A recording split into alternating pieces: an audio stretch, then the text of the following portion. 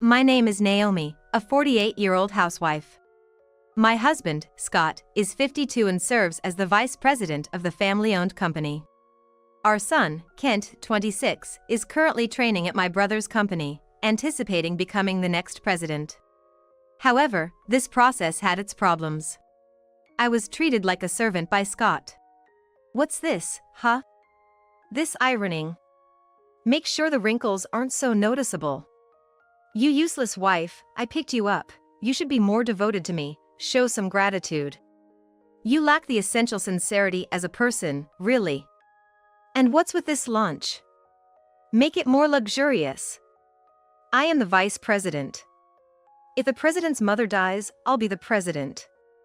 I can't eat this country-style lunch, it's like leftover, poor food, not fit for me. You stupid wife. You should be thankful you're not kicked out of the house. Am I wrong? Yes, I understand. I had no choice but to nod to his tirade. Kent, you too! Don't you dare get in fiancé like your mother. I never wanted a failure of a son like you, and if you bring home a failure of a wife, I'll kick you out. Hey, at least respond. Really, Kent, you're not cute or teachable at all. Damn. Seems like you're popular with the employees, but I don't believe in such superficial things. You must be pretending to be popular, huh? You worst son. A failure of a mother and son. You're a stain on me. Scott would get irritated on his own and storm out of the house. This was always the situation in our home. Sure, my husband has a high social status, but he's the worst person. While eating at the table, Kent showed concern for me. Mom, are you okay? Your housework is perfect. I don't know what that stupid dad is misunderstanding. It's fine, just let him say what he wants. After all, that kind of thing will eventually come back to him. It's nice that Kent is worried, but because of that, he too is disliked by Scott. It was really distressing. Then, that night happened. You're useless to me now. Let's get a divorce. Excuse me? I was baffled, not understanding what was said. Even though he disliked me, he had never hurled such terrible words. Kent was not home, working overtime. Is that so? Far from being angry, I was just speechless with dismay. All my efforts had led to this. Well, you must need your free time, right? Sure, you've been living the high life with 3 meals and naps until now, but sorry, you need to leave. I no longer loved Scott. I thought that divorcing would mean not just me, but also Kent would be thrown out. That's why I never initiated a divorce myself. Listen, I'm giving you 2 weeks to pack your stuff. If anything is left, I'll throw it away, no matter what it is. I'm gonna sleep at the office today. Got it? Be grateful for the 2 weeks I'm giving you. See ya. With that, Scott slammed the door and left the house. But he wasn't heading to the office. Scott had a mistress. Her name is apparently Angie, though I've never met her. Must be nice for him. I had devoted myself to Scott, but in the end, he goes to his mistress. Then Kent comes home from overtime. What's wrong, Mom? Kent looked at my face, seemingly noticing my slight disturbance. I told Kent exactly what my husband had said. Wow, seriously? Mom, your ironing and housework are perfect. I'm not a mama's boy, but I prefer a domestic woman like you. And he tells you not to bring home a failure of a wife? Isn't he the failure? Strutting around at the company, always busy with golf meetings. I may be at a relative's company, but everyone knows Dad's misdeeds. Yet he's getting cocky. What a terrible man. Even Kent was absolutely furious at this. Scott's dislike for Kent had a reason. It was because Kent closely resembles me, both in looks and in thinking. That was the cause. Mom, did you say anything back? After being told off like that, you'd be right to say something. I know it. That stupid dad has a mistress, doesn't he? Even with a mother like you who does so much, he's got another woman. Oh, man. What a terrible guy. But you know, Kent, it's okay. If I leave, he'll probably realize the value of a useless wife, and it'll all work out. You just need to stand firm and take over your grandmother's company. Don't worry about me. The company is stable while your grandmother is president, and there's no way Scott will be appointed president. She's bound to appoint you because you've proven yourself at the relative's company. So, you see. But he's the one who squandered Grandpa's inheritance, and I know it. He has a mistress, right? Isn't that awful? Mom's not to blame, yet he's kicking you out like this. It's cowardly, vile, and the worst of all. Mom, you took care of Grandpa for 12 years, and he spent Grandpa's insurance money on his mistress, didn't he? I know it. He thinks I'm just a kid and underestimates me. Has that stupid dad ever looked at himself in the mirror? Not considering anyone else's feelings. If I had the power, I'd deal with that guy. Kent, it's okay. If you take over from your grandmother, that's all I need. Being kicked out doesn't mean we're estranged. We can still contact each other in this day and age. I'll go back to my parents' house, but don't you confront that man. Sorry, Scott treat you badly because you look like me. Kent? Then, after much thought, Kent spoke up.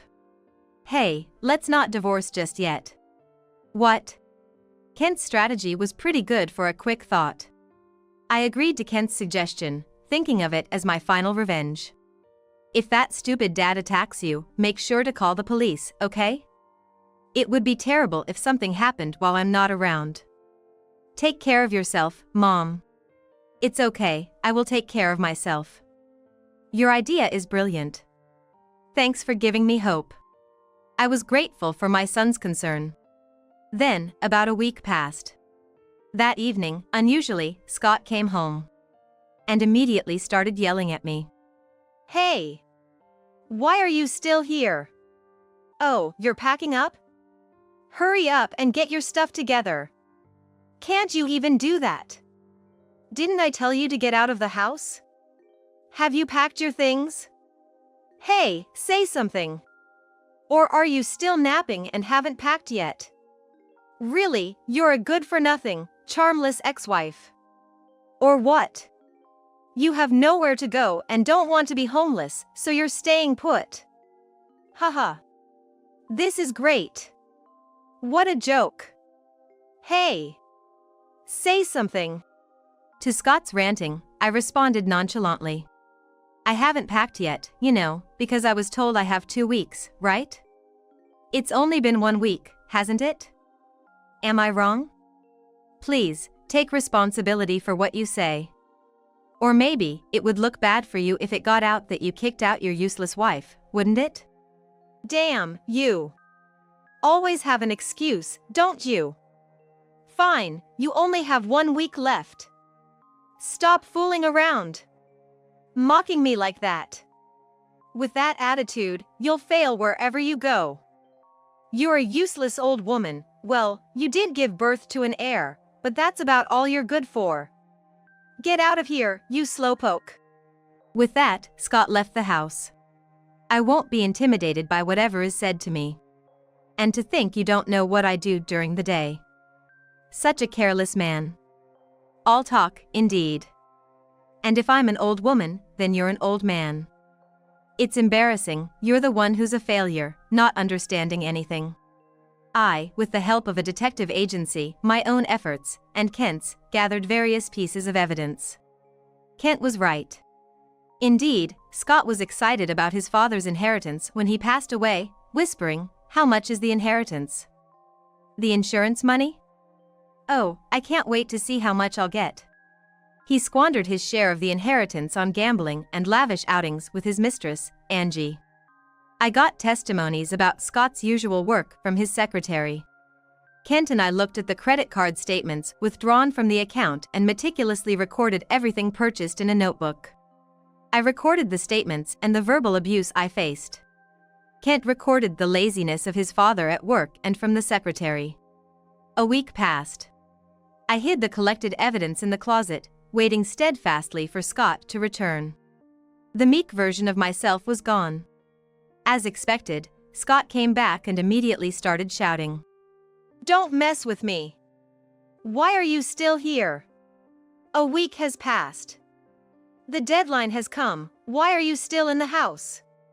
Ah, you must be clinging on because you have nowhere to go, right? Miserable, pitiful, you've fallen so low, you can't give up the status of being the vice president's wife, huh? You're the worst woman ever. Hey, say something." 2 weeks have passed, but I never said I was leaving. I'm a failure of a wife, remember? You need to make it clear.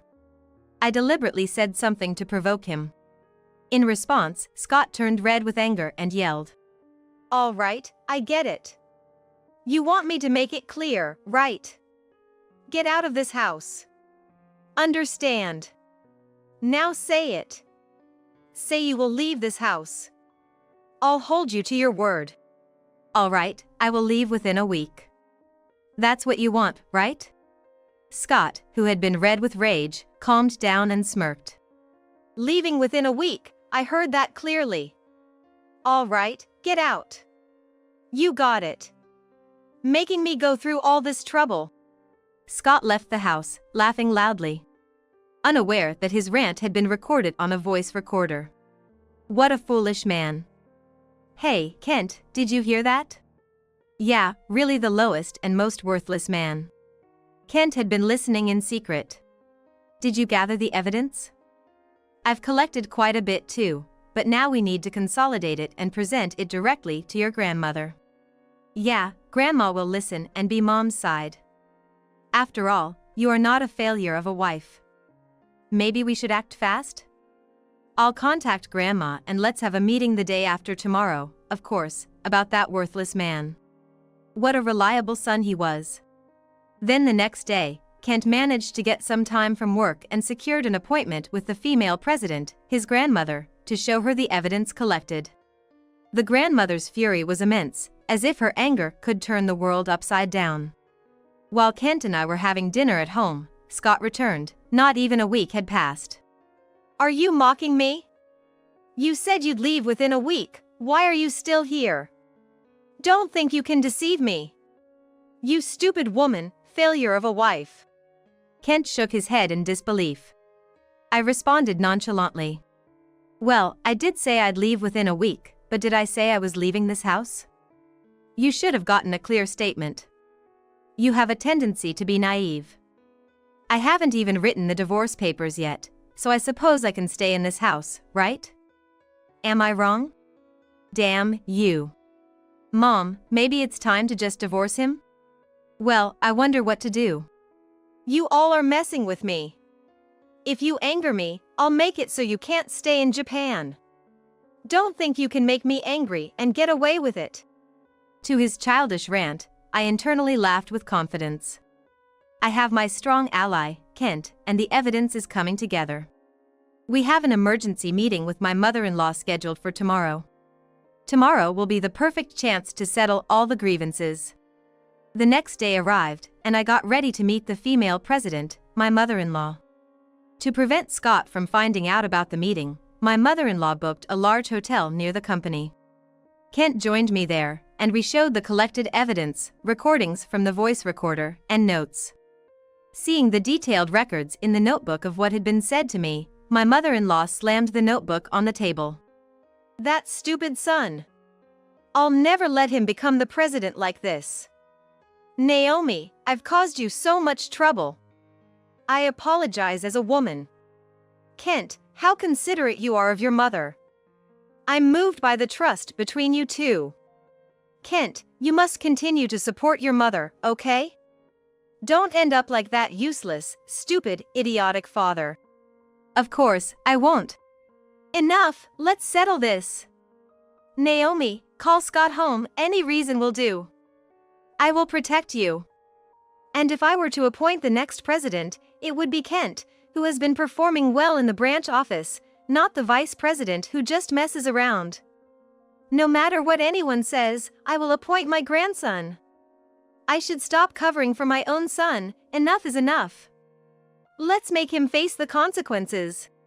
Afterward, my mother-in-law, Kent, and I headed to the house in her car. I then called Scott to the house. From the faint sound of a woman's voice, he might have been at his mistress's place, not the office. The sound of footsteps hurried at the entrance. I had told him on the phone that I would leave the house, so he might have taken it seriously. Finally leaving, huh? Wait, Mom. And Kent too. Why are you here? What about work? What were you doing at your mistress's place? My mother-in-law slammed her hand on the dining table. How much more do you need to verbally abuse Naomi? Calling her a failure of a wife. The real failure is you. If it were another era, you'd be chased out of this town. Naomi has been supporting this house all along, and what have you done? Talking about becoming the future president, we gave you the vice president position to learn, but you've just been playing around, pretending to entertain. Just golfing with buddies and even trying to put that on expenses. Someone like you, a spoiled brat who knows no hardship, we don't need in our company. We'll bring all your actions to the board meeting. But it's a fact that you'll be looked down upon. I won't cover for you anymore. What? Has Naomi been talking nonsense about me? Mom, I'm not just playing around. I've been trying hard in my own way. Thinking you can do anything because you tried in your own way. What you've done is verbal violence towards Naomi. And even though you say he's your own son, you verbally abuse Kent. Such a low vice president is just non-recyclable trash. But I'm the rightful successor of the company. Naomi, what have you been telling my mother? You're accusing your in-laws. Pushing everything onto Mom. You're not a father, you're a devil. The worst parent. A brute. Grandma's claims and Mom's words are all right. You're the one who's wrong, stupid dad. You. How dare you speak to your parent like that, calling me stupid? You have no right to say that. After all these years of protecting Dad's company. Do you think I'm senile? And I heard about it. You've been hanging around your mistress's house. Mom, she's the woman fit to be the president's wife. Unlike brainless old Naomi, she's capable. Plus, she's the top graduate of East West Women's Academy. That's famous academy. Not just any woman can attend, only those with proper education and good family background can. Even you would agree if you met her. A woman who snatches someone else's husband. What kind of president's wife is that? A woman who doesn't understand obligation or compassion is worthless. What's the big deal about East West Women's Academy? It's just a school for the rich, not the lowest in education. That academy is a third-rate, all-show school. Given that a company is made of people, a woman who commits adultery is just a thieving cat. A thief. Do you think I would welcome such a woman? How foolish can you be? There's no way I would allow it. Anyway, you owe Naomi an apology now. Mom. Understand. Naomi isn't suitable. I'm the vice president, yet she only gives me poor lunches, and her ironing is all wrinkled. I'm embarrassed. What poor lunch? That was a proper meal, meticulously planned for your nutrition, and it was different every day. I thought so highly of you, the worthless you. Do you know how hard it is to think about the contents of those lunches? And Naomi's ironing is the best. There's no better housekeeper than her. The shirt you are wearing now might have been ironed by your mistress, but that shirt is just full of wrinkles. You've become so vulgar that you can't even see that. You stupid son. After that, the house turned into a battlefield. My mother-in-law and Kent berated Scott terribly, but I didn't take his side. Instead, I watched Scott being cornered, almost enjoying his downfall. Confronted by his mother and son, Scott became smaller and smaller. Then, our eyes met. Naomi. Scott approached me pathetically and bowed at my feet. I was wrong. I'm sorry. Let's stop the divorce. I'll take it back, so you don't need to think about divorcing anymore, and you can put your things back, right? I put a piece of paper on Scott's face as he looked up. Here you go. What's this? A divorce paper. Hey. I said we don't need to divorce. I wonder if it's right to accept such convenient terms for you? I'll inform the lawyer of everything, so be prepared for the appropriate compensation, okay? And by the way, your mistress graduated top of her class from East West Women's Academy, but I graduated from Stanford University. What? No way. You, from Stanford University? East West Women's Academy is nothing compared to me. It's just a school for pampered girls, isn't it? A school that values family background over real ability. Which one do you think is smarter? I kept taunting Scott relentlessly. His face turned from blue to pale white. I delivered the final blow. Oh, and I heard that woman Angie is pregnant with your child, right? I know. But do you know? It sounds like Angie likes to have affairs and stealing husbands from other women. She's a woman of bad taste, having affairs with other men and being claimed for compensation by 3 wives already. That's your ideal woman? I just learned you have such a taste. But is that child in her belly really yours? Maybe she's just after your money, not you? No, she wouldn't do such a thing. You must be mistaken. Angie wouldn't do such a thing. Oh, so you admit to having a mistress now? That gives us enough reason for divorce. Tough for you. How much will you have to pay each month in compensation? Kent and your mother say they don't need it, but make sure you pay me properly. You worthless husband. That's. After I struck the final blow, my mother-in-law and Kent stood up. I took only my change of clothes and decided to stay at my mother-in-law's house for now, leaving Scott in a daze at the house. We dropped Kent at his company in my mother-in-law's car, and then I went with her to her home. Use this room. I've made you live a wasted life. I will also support you, and we will ruthlessly extract compensation from that stupid son. I will provide you with a good lawyer. Would that be a way to atone? Of course, Mother, thank you. I've finally vented all the pent-up frustration I had, and my heart feels clear now. I should be the one thanking you. You really are a wonderful daughter-in-law. I promise. Scott will be made to leave the company, and he will pay the compensation properly, no matter what it takes. Afterward, my mother-in-law held an emergency board meeting at the company, shared all the circumstances, and decided on Scott's fate. The unanimous decision was to dismiss Scott from his vice presidential position. Everyone expressed their unwillingness to work under such a man, and I thought it was a natural outcome, deserving no sympathy. Thus, I was truly liberated, and Scott's life as vice president ended. I continued living in the same house, retaining various rights, thanks to the lawyer. Now, Kent and I are living together. One day, while I was washing dishes, my phone rang. Hello?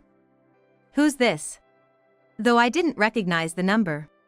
Something clicked, and I decided to answer. Hello. Hey, do you even know what you have done? A woman's voice shrieked, likely Angie.